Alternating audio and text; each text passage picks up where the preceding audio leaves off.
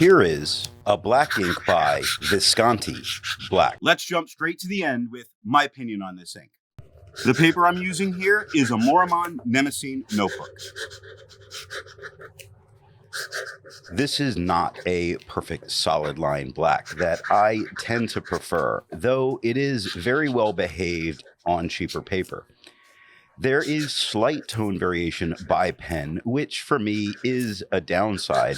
There's also shading very frequently, again, something I don't care for, generally making this not for me.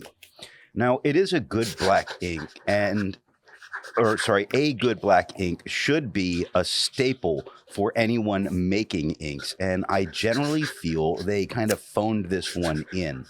But ink doesn't seem to be the real focus of Visconti. And at least they should take the time to go back and make sure this one is better. The pen for today is a Sailor 1911. All of the writing samples are done with a Platinum 3776 with a soft fine nib which writes rather dry, a Hero 7035 with a fine nib that writes wet, a Visconti Van Gogh with a medium nib and an average flow, a Lamy Safari with a broad nib that writes average. Now that we know my opinion on this ink, let's take a look at the first writing sample done on Clairfontaine.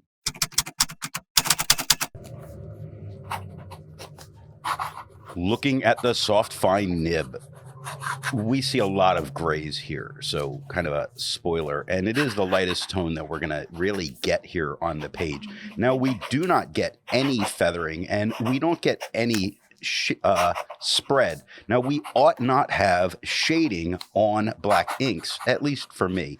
But when you look at ought on the second line, you see the O is darker, the U starts to lighten up, definitely light on the G and H, and much darker on the T. It's that shading that I really don't care for.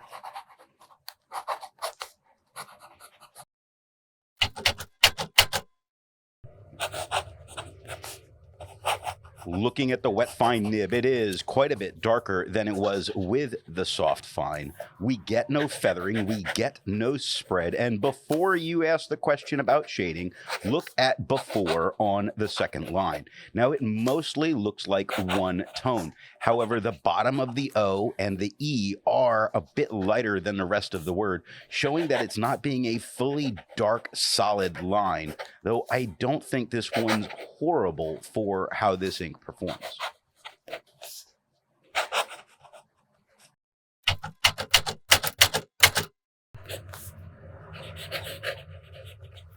Looking at the medium nib, it is a tiny bit darker than it was with the wet fine nib.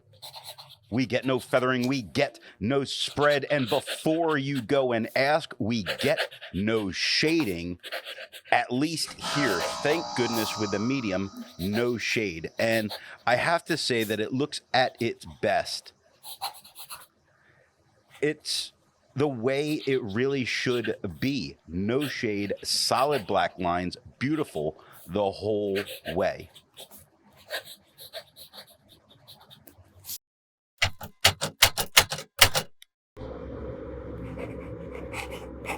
Looking at the broad nib, it is a bit lighter than it was with the medium nib. In fact, a lot of the tones are very similar to the soft fine. We get no feathering and we get no spread, and I cannot say that we get no shading. One of the better parts of the writing here is cannot say on the second line.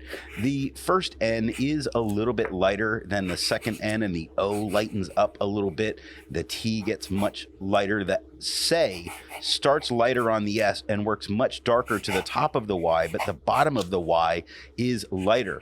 And for a fancy brand like this, if we look at fancy on the third line, that F is showing a lot of shading, and the ANSI isn't as dark as I would have really preferred to see a black ink be.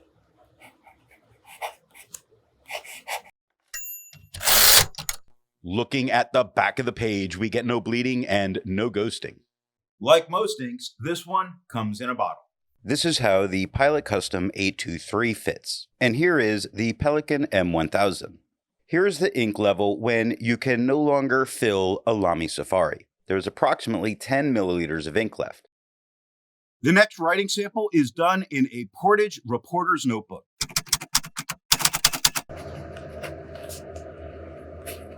Looking at the soft fine nib, we get the same tone as the Clairfontaine. We get no feathering, we get no spread. At any rate, we do get shading. At any on the second line and rate on the third. You see that the at starts lighter and works its way darker, and any goes from light to dark to light, where rate, the R is mid-tone, the A gets very light, and the TE very dark.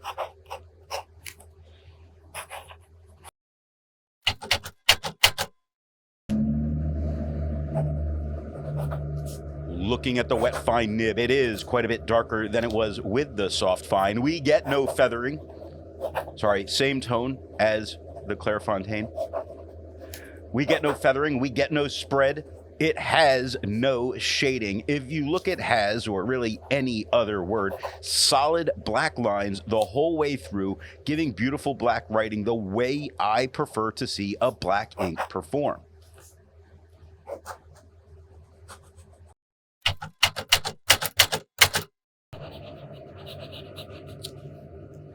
Looking at the medium nib, it is the same tone as the wet fine, just a tiny bit lighter than it was on the Clairfontaine. We get no feathering, we get no spread, we get nearly nothing for shading. Now, isn't that marvelous? Look at marvelous on the third line. The M and the A are showing a little bit lighter tones than the majority of the word, and the E is lightened up compared to the V and the L that surround it.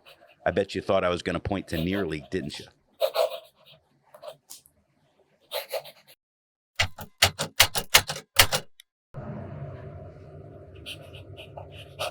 Looking at the broad nib, it is a bit lighter than it was with the medium, little darker than it was from the soft fine, little lighter even than the Clairfontaine. No feather, no spread. Let's talk about the shading. Look at talk on the first line. The cross of that T much darker, the bottom of the T much darker, but the downstroke is lighter, which is not very common for me. The A gets dark, but the L lightens up a bit. Same with the upstroke of the K is light, but the bottom of the K is much darker.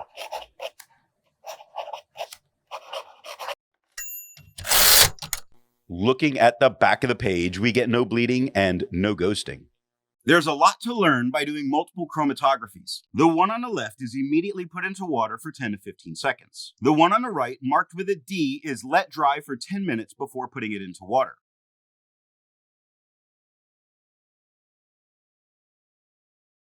The next writing sample is done on a national brand Steno notebook.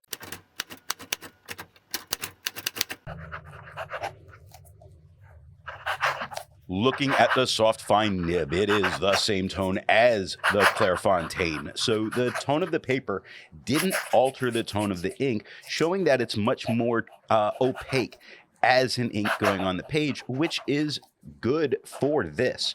There's no feathering and there's no spread, and it does shade, which is not a great thing. Look at great on the second line. The top of the G is lighter, the bottom is darker. It lightens up into the R, but gets very dark during the R and E, lightening up on the A, very dark at the T.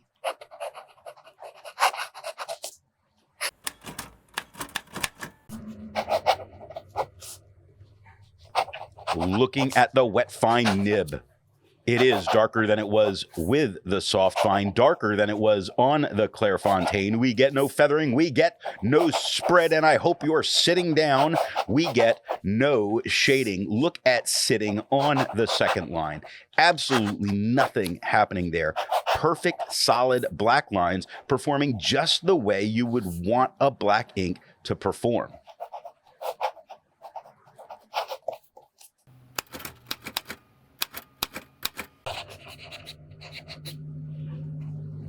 Looking at the medium nib, It is the same tone as the wet fine, same tone as the Clairfontaine. We get no feathering, we get no spread, and I know you heard it before. We get no shading. Looking at heard on the first line, solid black lines, easy to read the whole way, really performing very well as a black.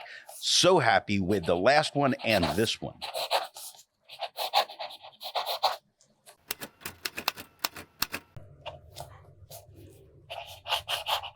Looking at the broad nib, it is lighter than it was with the medium, lighter than on the Clairfontaine. We get no feathering, we get no spread. I believe we have plenty of shading, which isn't my thing for black inks, but if you like a black ink that shades, this could be good. Look at I believe on the first line. The I is lighter at the beginning and at the top, but gets darker on the bottom swoop. Believe, certainly mostly an even tone, but the dot and the E are much darker. Now, when it came on the second line, it starts as a midtone, lightens up on the AE, and gets very dark on the E, where from starts darker through the R, lightens up on the O, and dark on the M again. Looking at the back of the page, we get no bleeding and no ghosting. Resistance tests are done to see how this ink can be expected to perform on the page, and more importantly, how hard it may be to clean from your pen. The smear is allowed to dry for 3 days before testing it. The highlighter is on the top left, pen flush is on the top right, 1/3 bleach solution is on the bottom left, and water is on the bottom right. The next writing sample is done in a Rhodia notebook.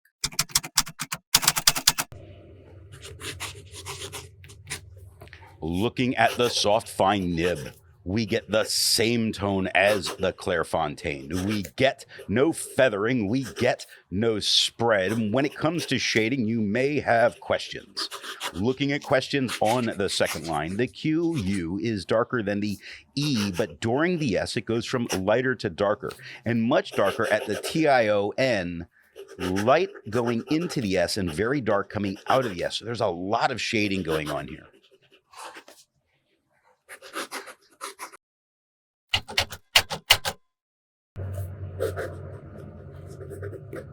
Looking at the wet fine nib, it is quite a bit darker than it was with the soft fine, same tone as the Clairfontaine. We get no feathering, we get no spread, but sometimes we do get a little bit of shading. And really, I'm only pointing to the one word here that has a little bit in it. Otherwise, it came out perfectly. Sometimes on the second line, both M's are lighter than the words that are around, or the letters that are around them, which is a little weird, but it only shows up in the one word, so I'm not going to count this against it.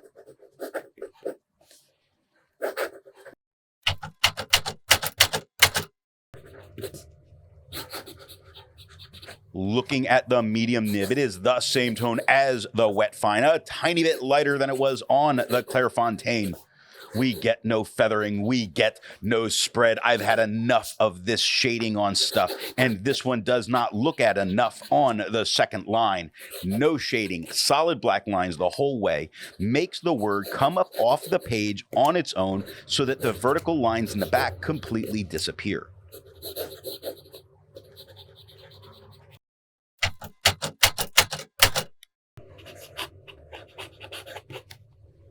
Looking at the broad nib, it is lighter than it was with the medium, about the same tone as the soft fine on this paper, same tone as the Clairfontaine. We get no feathering, we get no spread, we certainly get patches of shading. Looking at patches, the P is darker than the A, the T starts to get just a little bit darker than the A, where the C is very dark, lightening up a little bit into the HE, and the end of the S, very dark.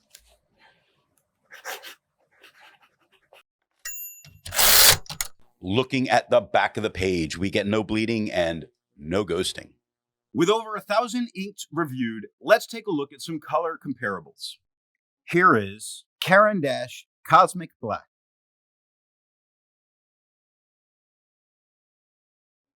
Here is Monteverde Black Ash.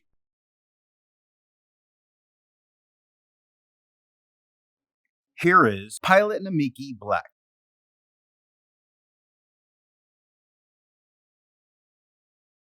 Here is Wancha Original Tenmoku Black. The next writing sample is done in a composition lab notebook.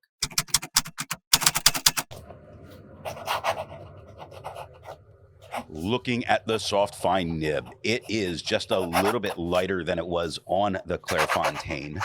We get no feathering and we get no spread, but there certainly was, or there was, shading that shows up. Look at there was on the second line. The top of the T is lighter, and even the cross of the T doesn't make it darker, but the bottom of the T on its way up into the H. Now, the top of the H is light, but the bottom is dark, and then it stays dark through the rest of the word. Where was, the A is just a tad bit lighter than the rest of the word.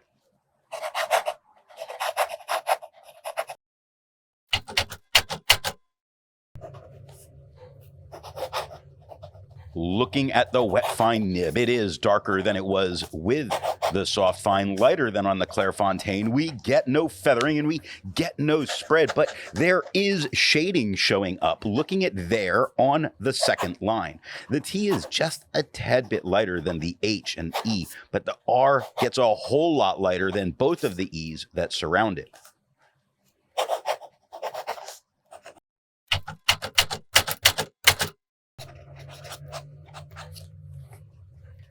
Looking at the medium nib, it is the same tone as the wet fine, lighter than on the Clairfontaine. No feathering and no spread.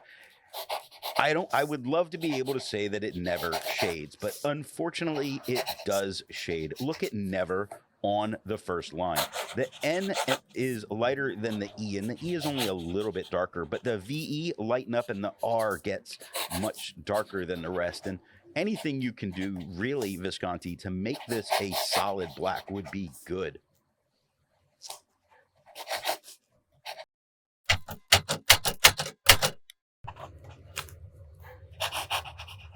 Looking at the broad nib, it is lighter than it was with the medium, about the same tone as the soft fine on this paper, much lighter than on the Clairfontaine, really making this look like I'm writing with a gray ink at this point. Now, we have no feathering and we have no spread, but we have bigger shading here happening than anywhere else. Look at bigger on the second line, and the end of the B into I is very dark. The dot and the R are very dark themselves.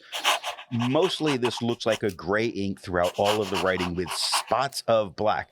So call this one gray and make a new black.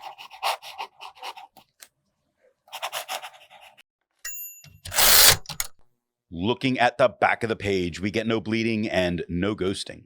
While it's nice to see color comparables, I prefer to see an ink that complements the color on the page. Here is a magenta ink by Robert Oster, Australian Shiraz. Here is a pink ink by Robert Oster, Pinky. Here is a yellow ink by Robert Oster, Honeybee. Here is a red ink by Robert Oster, Fire Engine Red. The last writing sample is done on 20-pound copy paper.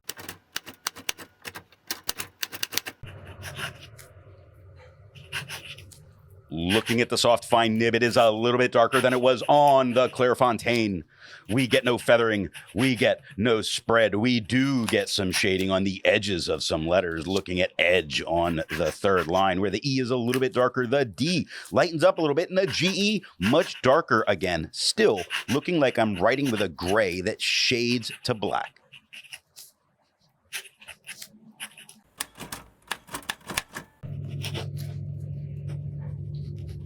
Looking at the wet fine nib, it is darker than it was with the soft fine, darker than on the Clairfontaine. We do get tiny bits of feathering. We do get tiny bits of spread. Neither the feather or the spread or anything beyond what would really be a problem. You see it in oaks and in high on the left side of the writing. Now, as far as shading, nothing. Look at beyond on the second line. No real problems there. Beautiful black lines.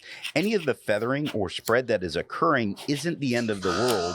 And it's because I'm trying to fit so much on here that I tend to write closer, where otherwise I would write a little bit larger, a little more spaced out, and this ink would work well on this paper.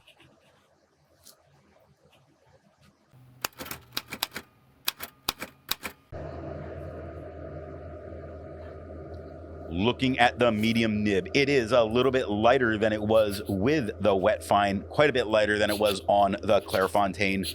We get feathering and we get spread, but the feathering and the spread is a tiny bit to be had. Seeing it in had on the first line, where you see on the H, it's spiking downward, and better on the B's, it's spiking to the right and to the left. So both the feathers and the spread, but again, not a big deal. Write a little bit larger, and I don't think it's going to be any kind of a real problem.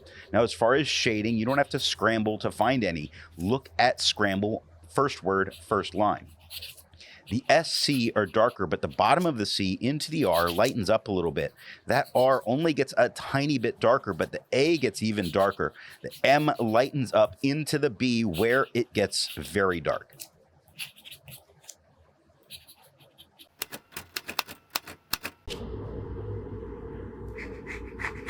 Looking at the broad nib, it is the same tone as the medium, quite a bit lighter than it was on the Clairfontaine. We do get feathering and we do get spread. It's not an ink here that I think looks at its best, because again, we're mostly seeing it as a gray, and it's the broad lines that really bring that out. Now, as far as shading goes, when we look at the go butt, and I chose that just because I thought go butt was funny to say, the G is lighter and the O at the beginning part starts to darken up. It lightens up again until the very top, where it gets quite dark, and the hyphen between goes from lighter to darker as it shades, but starts darker, gets lighter in the middle, and dark on the end of the T, which is funny because when you think about how a butt would shade, you would imagine it's lighter on the outside, darker on the inside. Looking at the back of the page, this really did perform incredibly well. I don't think you could write back here. Nothing bled through touching the page underneath, but I think the amount of ghosting for copy paper is incredibly minimal. So what nib and pen do I recommend using for this ink? The paper I'm using here is yellow Rhodia paper. The dry soft fine is the lightest tone and gives decent shading, but this is a black ink, so not a good thing. And the wet fine is darker, and being darker, the shading it does have is less noticeable. The medium, being a tiny bit darker than the wet fine, has an almost imperceptible amount of shading. The broad, unfortunately, looks like the soft fine, but with thicker lines. So the darkest, mostly solid line from this came from a medium flow, medium nib, which is what I need to suggest here, though I doubt I will ever buy a bottle of this. This is the end, and thanks for watching.